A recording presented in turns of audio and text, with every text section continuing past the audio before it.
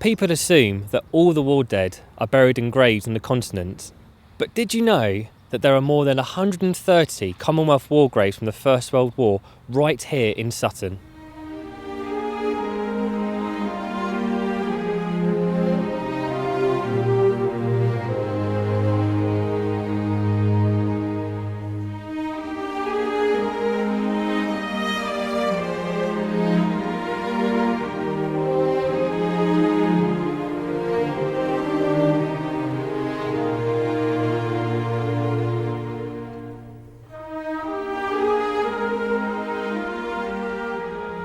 Here at Sutton Cemetery, it's one of the largest groups of these graves, and I'm here to talk to Tony Brett Young about a new project called Sutton Living Memory, which aims to put stories behind the names on these gravestones. So Tony, how did Sutton Living Memory come about? Well, it's an idea I picked up from the Commonwealth War Graves Commission's website about a project that was being carried out in the north of England called Adopt a Grave. And it was just that. Local groups were invited to come along and look after and maintain the graves of World War I and World War II veterans who were buried in their local cemetery. And I thought that's something we could do here in Sutton. And the commemoration of the Great War, of course, has been an ideal time to initiate it. Yeah, so why are there so many First World War graves in Sutton? Well, there are about 130 altogether, and they're scattered around 6 graveyards, 6 cemeteries. These are probably people who came back badly wounded and who died of their wounds, or came back and for some other reason died around about the time of the Great War and are buried here. And they have Commonwealth War Grave Commission headstones, and they're recognisable because they're all the same.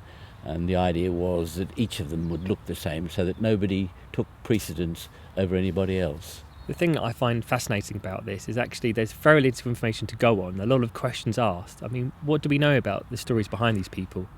Well, we don't know a lot about most of them, and that's what the aim of the project is, to try and find out more about them, to commemorate the services that they provided.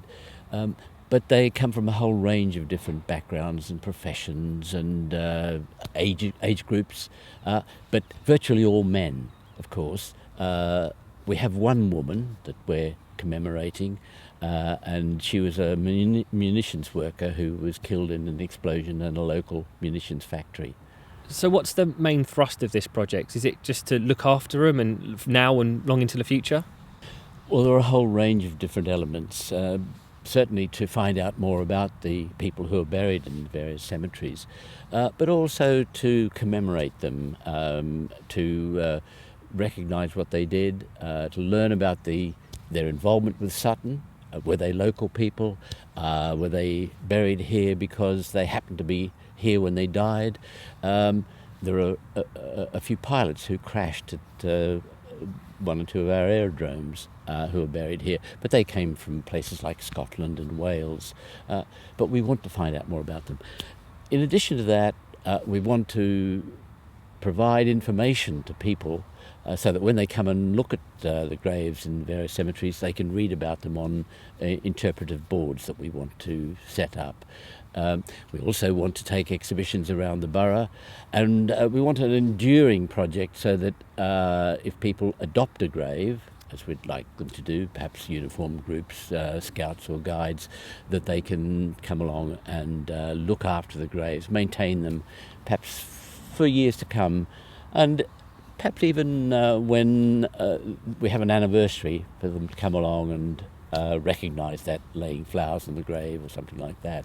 Now, with all projects like this, there's a certain element of money involved. So how is this being funded, and who else are you working with? Well, we're working very closely with the Commonwealth War Graves Commission, who've got a lot of experience, obviously, in working with graves scattered around the country and also overseas. But the money is actually coming from the Heritage Lottery Fund, something over £9,000. And that will go towards research, it will go towards our exhibitions, it will go towards the interpretive boards we want to put up, and a number of other elements too that will be funded through that generous grant. So part of this project is it as well to find some of the descendants of these people buried here? That would be really fantastic, particularly if we could find somebody from in the borough who is descended from one of the people buried here. There is, for example, on the Brock's Memorial, the name Groombridge, one of the munitions workers who was killed, called Groombridge. But there was also in another cemetery a soldier called Groombridge. We'd love to know whether they were related in some way. One thing you've mentioned a couple of times is about people adopting graves. How can people or organisations or groups, how can they adopt a grave? Well, we've already had approaches from a number of people who've read a little bit about it, but we'll be doing some more publicity and particularly aiming that at schools and uniformed groups like guides and scouts and other groups like that, air cadets, for example. And we hope that they'll approach us and say, yeah, we want to get involved. And that would be fantastic. But we're not confining it to younger people. We want everybody to feel a part of this project. All any members of the community who want to get involved. And as I say, we'll be publicising that quite widely. Why do you think this project is so important? Well, I think we've had an indication from the commemorations of the Great War already in the past couple of years, just how much people are involved and engaged by the story of what was one of the most dramatic and life-changing events of this nation's history. And this is really an opportunity for us to bring this to Sutton, because Sutton had a very important contribution to make in a number of different ways. That's represented by some of the people who are buried in our various cemeteries, the stories of Sutton's contribution to the Great War. And young people particularly, I think, have shown a real thirst for knowledge about what seems a little while ago now, but it's only 100 years. It's only a lifetime or so away for most of us. So, Tony, finally, what are your hopes for the outcome of this project? And going forward, longer term, what do you hope will happen? Well, we're being funded until the end of next year, but we hope it will continue for years to come, and that the information that we glean will be able to be passed on to the borough's heritage unit, so it'll be there for a reference for anybody who wants to find out about it. We hope that the website that we establish will continue in years to come, but also the people who are involved perhaps will continue to want to come down and commemorate the people who are buried in our various cemeteries, perhaps on the anniversary of their deaths each year, something like that. Well, this is one element of our project. The memorial we have here is to 5 munitions workers who were killed during the Great War, who worked in the Brock's fireworks factory in North Cheam, not far from here. And you'll see there are 5 names on here, badly faded, and one of the things we'd like to do, certainly to find out more about them, but also perhaps to do a little bit of restoration work on this memorial. Because, yeah, they are, they're getting faded further down you go, don't they? And the dates also look slightly different as well. Yeah, September 16, November 16, this is 1917 here in this one too. So it suggests that there were several explosions during the war when the Brock's fireworks factory was used as a munitions factory for arms and weapons to go off to the Western Front. Well, here's Charles Pratt, for example, aged 39 years, who died in September 1916. We'd like to know more about him. And down below we can just make out Eliza Bailey. Oh, yes. So, yes. And this is the one woman who's buried in Sutton Cemetery, and we certainly want to find out about her.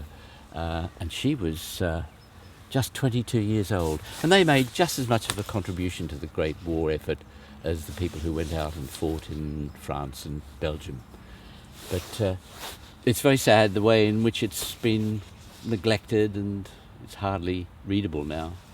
It's interesting, Tony, it hasn't taken us very long to actually find these and actually get them in clumps together, and here we've got a few all here, haven't we?